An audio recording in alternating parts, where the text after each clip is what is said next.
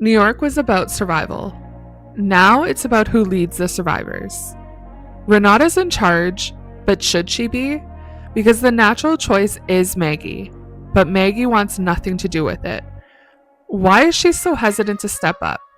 Is Renata actually the right leader for New York? And is Maggie's history and the fall of Hilltop the reason she's holding back? Plus, this episode drops some very intentional Rick and Glenn parallels. They're not an accident. Let's get into it. Dead City, Season 3, Episode 5. So let's take a quick moment to talk about everyone's favorite character, New York City herself. And we got a pretty big main building with the Empire State Building. Yeah, it was beautiful to see it from that angle. And it was interesting that they would use it as such a weapon to be able to herd all the walkers.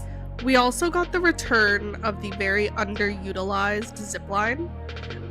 Small moment, not, from building to building like we were promised in season 1, but nice to see nonetheless. Yeah, and couple that with the falling walkers and like the whistle, I think also just lent to that very specific New York City vibe, very specific to the scenery of things that they would have to deal with. And I also loved one that we got a lot of the New York firefighter. Yeah, that to me is classic New York, and yeah, I would expect the firefighters to do well post-apocalypse. I truly would. And then we also got the big box trucks that they fortified with their, the big poles on the outside to catch the walkers. Classic The Walking Dead, but also very New York City to just have them pull up that rolling bay door on the back. Awesome. I just love that a lot of the complaints that they've been getting for the previous seasons of Dead City was that they weren't making great use of the city. And this season is so different because they're very much playing into the fans. If you're gonna be in New York City, I want to see New York City vibes throughout. Like, we only got maybe a minute or two of it, but to see the subway system, to see how they're using the turnstiles to herd the walkers, that is such a classic New York City thing to be showing the subway system. And yeah, you would be able to use something like that to your advantage, and you would want to see how it would, decompose over 20 years or so, and how, maybe that's why some of the streets are collapsing, right? So it's just really interesting what great use they're making of New York City this season. But before we get into our next point, if you're enjoying the deep dive, hit that like button, subscribe, and drop your take in the comments. And trust us, you're going to want to hear what we think Maggie's really running from. At the end of the last episode, the ground beneath them literally crumbled away. And we saw them come together to build a plan so that they could move forward. Yeah, so they're trying to mitigate the damage of not having enough food by giving everyone 24/7 electricity. And it is a really cool plan by Maggie that Renata felt like was maybe a little bit underhanded, but Maggie thinks it's just good leadership.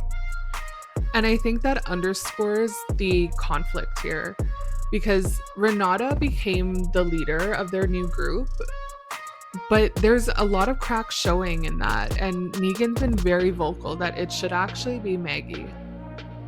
And I think we see a pretty clear example of that with this plan on how to get more walkers in order to get the electricity.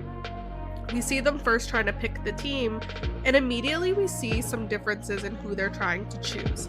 And Maggie's trying to choose people that might on paper seem, like a little bit strange or not, might not fit like a typical mold, but she thinks those are the exact type of people that would be able to get this job done. Whereas Renata kind of wants to play it a little bit more safe. And that's Renata's MO. She's very safe, very let's not take the chance. And Maggie, her leadership is shaped by two big individuals. One being her father, Hershel, who did play it safe, and the other being Rick, who had to take the chances, who had to make the hard choices to protect his people and get them where they needed to go. And I think it's worth noting that Hershel was really playing it safe and did not want to let Rick and his group into their community or into the farm. And then eventually he did, and he realized that you have to trust people and you have to kind of take those risks. So I definitely think Maggie takes that along with her. And we saw it later when they're actually enacting the plan. You know, a typical TV trope is that if they tell you what the plan is, usually it's not going to go to plan. And it actually goes off pretty much without a hitch. Even Negan says easy peasy. Only towards the end, on the zip line, the zip line starts to break, and they're a little bit worried that something's gonna happen. Maggie wants to hold the line, keep the gates up, wait, see how it plays out, and Renata immediately wants to, break the plan, break the barriers, and go save her. Renata is very much ruled by her heart and the people that she cares about, and just wanting to make sure that they're safe, they're okay, whereas Maggie knows that this is for the greater good. And I'll also point out, Maggie's the one that came up with this idea as well of giving them the power to kind of calm their temperament, because one of the things that Renata has enacted is almost like a town council where everyone comes in and they talk about problems. It's borderline riot vibes when we first see it. Yeah, we literally hear them yelling, no, screw that, give me food. And so we can kind of see that there's not really a firm leadership structure the way that we would kind of expect. And we hear about how the Bricks had a voting system. We've seen other, like a council with Michonne. We've seen such different forms of leadership. Negan ruling more with like an iron fist. And this just seems very, like, there isn't much of a leadership style at all. Yeah, it's very altruistic. Like, this is how it should be. This is how utopia should be. And again, Maggie tries to bring it back. But we picked up on almost like a darker undertone because the Bricks was brought up. And for those of you that know, the Bricks is actually the Hilltop community. And we hear more about it when Fabian is talking to Negan after he was publicly shamed for stealing more food for his family, which again, okay, you shamed him, but you didn't really get to the root of it. It brought to light this resentment he has towards Maggie, where he says, like, her decisions are always the bad decisions. Well, as far as we know, the only decision that he was impacted by was when they moved from the Bricks into New York City. Unless, did something happen at the Hilltop that meant they couldn't stay with the Commonwealth and that they had to go to the Bricks? And was that Maggie's fault? Because it's been a huge hole and been unexplained since the first season. What happened to the Hilltop? Why did they move? Where are the Oceanside community that was kind of blended together? And we got through that conversation with Negan and Maggie, where Negan is pretty confident that she needs to be in charge. She's not hearing it. She does not want to be. And you have to imagine that part of that is because something went wrong when she was in charge, for her to not want to be in charge again. Yeah, she's not quite Farmer Rick, who wants nothing to do with the operations of it, because she still has some great ideas and some great thoughts. She just doesn't want that accountability, I guess. Like, she just doesn't want the pressure of being the actual leader.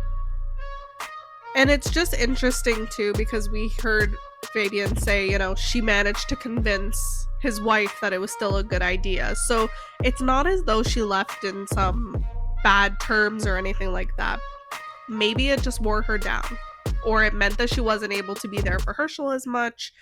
But we see this clear hesitancy to be in a leadership role. And I hope that, I know we're getting a dream episode, but I do hope we get a flashback at some point that kind of just explains what happened to these people. The voice of reason this season, surprisingly, is Negan. He's the only one that really sees that Maggie should be the one in charge and that can make the decisions necessary for them to move forward. And he has an interesting conversation with Fabian, where Fabian is pretty much at the end of his rope and just wants to kill Renata, kill Maggie, and that's a no-go for Negan.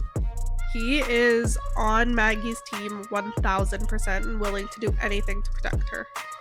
The conversation escalates and Negan actually ends up killing Fabian.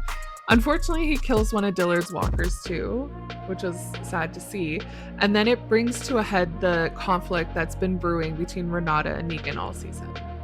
And I thought it was interesting that Renata has said several times now that Negan is a broken man who is essentially acting the way he is because of his trauma. I think you could argue they all are. I mean, we saw it this episode as well with Luis speaking about his wife and how she passed, and with Hershel and his dad, even though he never met them. They all carry these scars and this trauma, and it has shaped their leadership, shaped their career, their decisions in some way or another. Why that's more Negan's fault than anyone else's, I'm not sure that I think that to be true. Yeah, I am surprised that Renata picked up on how lethal Negan can be compared to Maggie, who's actually lived it and seen it. But I thought it was kind of interesting that Negan's got like this PTSD against Rick when he mentions like nobody's gonna lock me up when Renata said like you're gonna go to jail basically. And as a viewer in all the other seasons, it's like we empathize with Rick. We were on Rick's side and felt the loss of Glenn and Abraham. And at the end of the day, if you lay it all out with an unbiased opinion, Negan lost people too. He didn't necessarily start that conflict at the satellite station. And we got a reference to that as well when Maggie was discussing her plan, and Negan comes in and he says, you know, I've been on the shit end of a good plan as well. And I think that was a reference to when Rick and Maggie and Glenn killed everyone in Negan's satellite. And that's what kick-started what we know to be Glenn's death and Abraham's and that entire arc. So I do find it interesting how many times they've been bringing up that storyline in general. And it'll be interesting to see how it plays off next week as well, especially because I do think that bullet killing Dillard's walker as well is intentional and is gonna come back in some way. Yeah, because at this point, I think the only one that's going to have Negan's back is going to be Maggie, because Renata made it clear she's going to bring him to the council and he's going to be locked up. Dillard's also going to lose faith in Negan because he killed one of his friends or pets or whatever we want to call it. And I think that's what's going to kick off the dream sequence next episode. And I can admit I'm wrong because I honestly thought it was going to be Maggie who had that dream sequence. Yeah, I'm still interested to see exactly how the dream sequence will come about, but I do think they showed a lot this episode of Dillard kind of idolizing or being very attracted to Renata. And so while you would assume that Dillard would be on Negan's side, I don't think that that's necessarily going to be the case. We saw him kind of getting in with the with what they call the dead squad. So you could see him kind of forming these new friendships where they say, you know, it's totally okay to be your weird self. And he's been bonding with Renata quite a bit. That will he turn on Negan as well? For the Maggie and Glenn fans, we finally got a true reference and a perspective from Hershel. And it's sweet because it's true. He never even got to meet Glenn. Glenn died while Maggie was still pregnant. So he says, you know, he has some stories and he thinks about him all the time, but he never actually knew him, but he still misses him. And it gives us some insight to his character because in the first 2 seasons, Hershel was the bad guy in a way. Like he was partnered up with the Dama, he was undercutting Maggie. And this season's been a 180 where he is now trying to mend their relationship and do good. And we got to see, like, even throughout all of that, his whole childhood, he didn't bring up Glenn intentionally so it wouldn't hurt Maggie because she still carries so much pain. And this felt almost a little bit like a nod to the audience as well, to kind of say like, hey, this is why we're not mentioning Glenn's name too much because it's kind of our scar too. Yeah. So maybe the question isn't whether Maggie can lead. It's whether she'll finally accept what leadership costs. After Hilltop, Glenn, Negan, that hesitation isn't weakness, it's guilt. And with New York falling apart, she has to choose. Keep running from the leader she's already become, or finally own it. Because Dead City has shown us, the ones who survive aren't always the strongest. They're the ones willing to carry everyone else. And Maggie is already feeling that weight. See you on the couch. Talk to you soon. Bye.